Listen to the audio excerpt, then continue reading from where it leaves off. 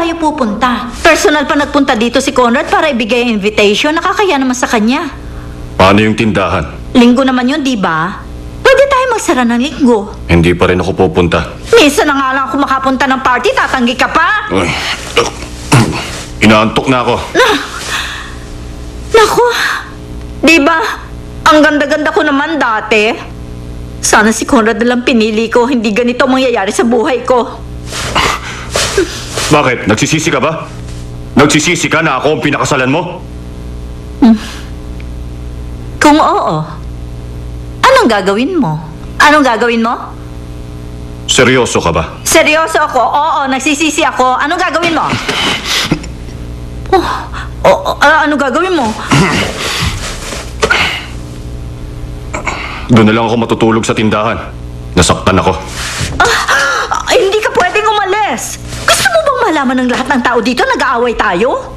Hindi ba nagsisisi ka na ako ang pinakasalan mo? Hindi, nagpipiro lang naman ako. Ikaw naman, hindi ka na mabiro kahit minsan.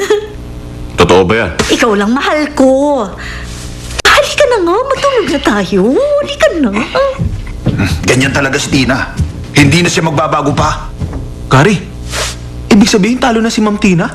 Oo, hindi tayo pupunta. Nung makita ko yan si Conrad, alam ko ganito talaga ang mangyayari. Nalilito ko.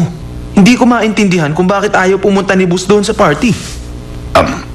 Ang totoo, si Conrad talaga ang mahal ni Tina. Nakita mo ba siya nung nagpunta si Conrad dito? Para siyang teenager na kinikilig.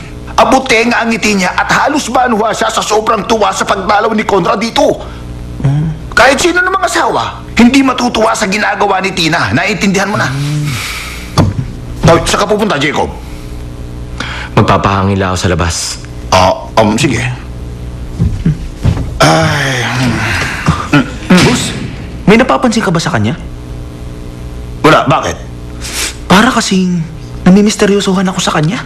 Misteryoso? Bakit mo naman nasabi yan? Kasi tinatanong ko siya kung saan ang bayan niya. O kung may iba pa siyang mga kapatid o pamilya. Pero parang hindi niya ako naririnig. Hindi niya ako sinasagot eh. Ayaw kasi niya sa tsismosong gaya mo. Ay...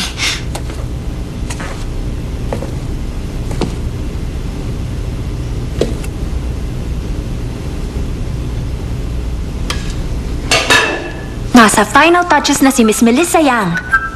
Perfect ang pagkakalagay niya ng cream sa ibabaw ng cake at isa na lang ang kulang. Mga fruits na lang. Kaya lang ang problema, hindi pwedeng magtagal ang mga fruits na yon. Pero bakit? Dahil kakatas ang juice ng fruit sa cake. Ay, Miss Melissa Yang, paano mo ba isosolve ang problemang yon?